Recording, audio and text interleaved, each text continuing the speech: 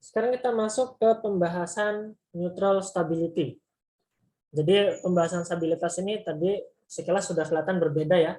Bagaimana kita menginputkan yang sistem tadi, yang diterima fungsi root locus dan yang diterima fungsi Bode plot dan yang diterima oleh fungsi transient response.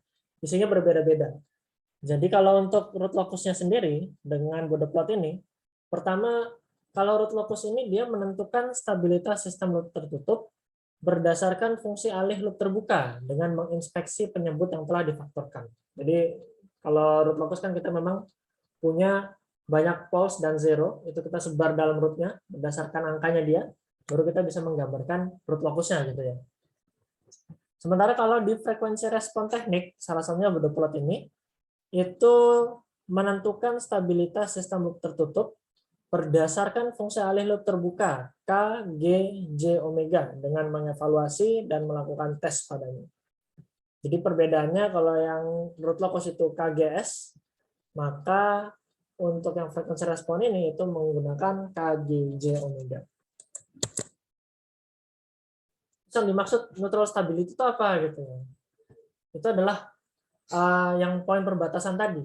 Jadi kalau misalkan kita punya sistem kendali ini ya, itu kita punya fungsi alihnya adalah 1/S dikali S plus 1 kuadrat. Ini kalau kita bongkar, maka dia akan stabil, hampir nggak stabilnya itu di nilainya 2. Nilainya 2 untuk K-nya. K-nya lebih besar dari 2, maka lokasi polnya akan ada di imaginary axis ini. Sehingga kita punya ada 2 pol, yaitu S sama dengan plus minus J.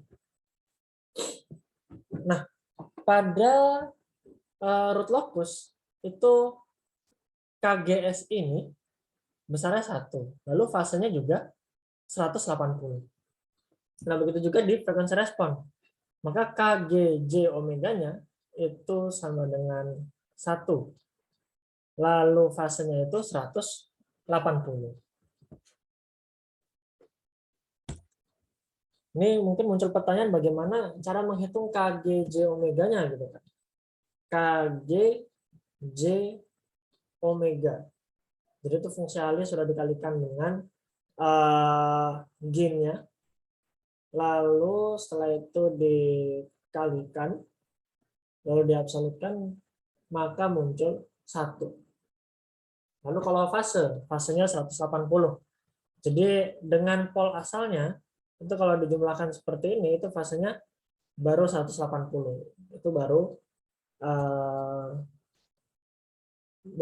benar dalam segi fasenya gitu ya. Fasenya 180, lalu magnitudenya pun besarnya 1 gitu ya. Magnitudenya besarnya 1.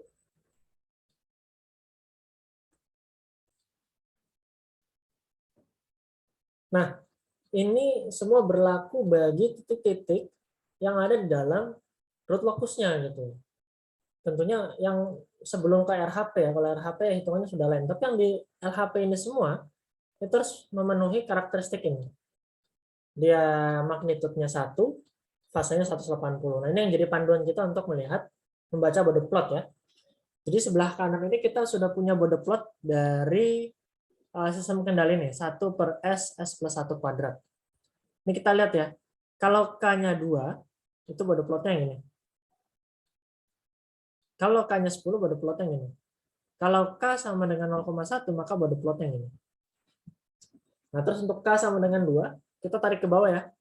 Ketika magnitudenya 1, omeganya adalah 1, maka sudutnya atau fasenya itu minus 180 atau absolut 180 gitu ya. Ada di sini.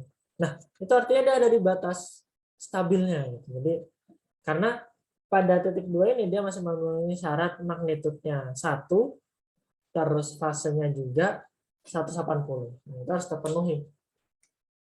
Kalau misalnya K10 kita lihat ya, ketika magnitudenya 1, fasenya ini minus 35 lagi dari 180 derajat. Artinya dia lebih besar tapi ke arah negatif ya. Dan ini itu yang bikin sistem nggak stabil. Kita responnya seperti itu. Jadi harus di 180 ataupun lebih kecil dari itu. Seperti yang K-nya sama dengan 0,1, dia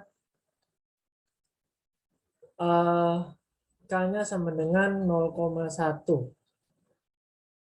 Itu fasenya jadi lebih awal gitu ya. Dan dia mencapai ketika omega radiannya 1 itu juga sudah tidak ini. Magnitudenya tidak ada di 1 gitu ya. Sudah ada di 0,0 berapa ini ketika omeganya sama dengan 1.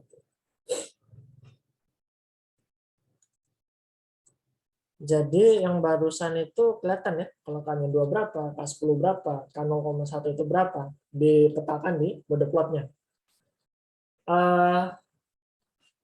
Terus apa bedanya gitu dengan yang root locus gitu kan? Root locus bukannya juga sama ya Pak? Jadi kita cari polnya, nanti ngelawatin LHP, berarti itu batas nggak stabilnya. Kalau ini kita mainan K-nya kita ganti-ganti, lalu kita plot, kita lihat magnitudenya 1, nanti fasenya berapa gitu ya.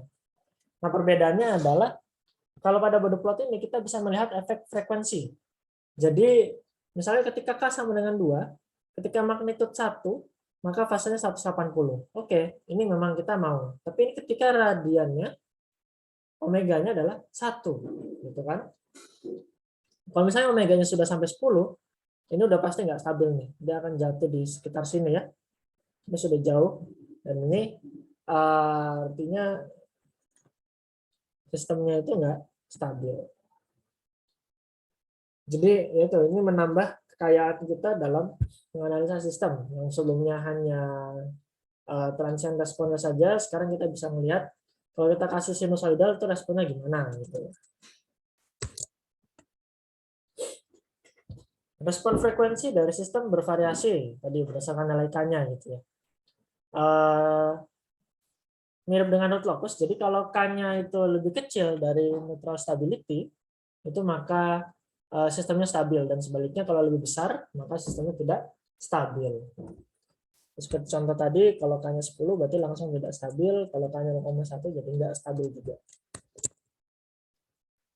Terus gimana kalau fasenya itu bukan minus 180 tapi 180? Nah, mudahnya adalah kalau angkanya lebih besar dari absolut 180, itu artinya sistemnya tidak stabil. Tapi kalau angkanya itu lebih kecil dari absolut 180, maka sistemnya stabil.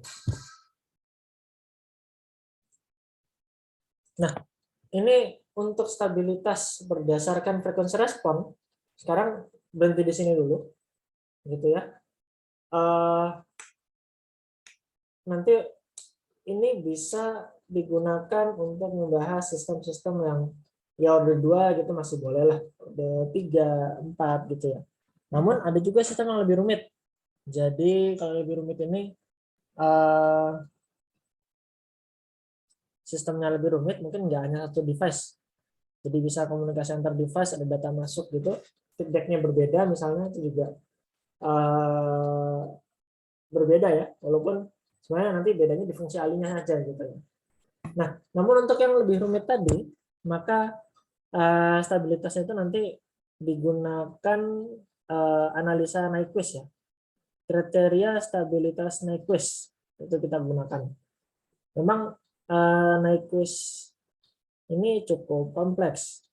Cuman perlu diingat bahwa pada kebanyakan sistem terdapat hubungan sederhana antara stabilitas loop tertutup dan respon frekuensi loop terbuka. Artinya apa? Artinya kita bisa nanti akan lihat dari loop tertutupnya dulu, lalu kita baru gerak ke yang loop terbukanya, seperti itu.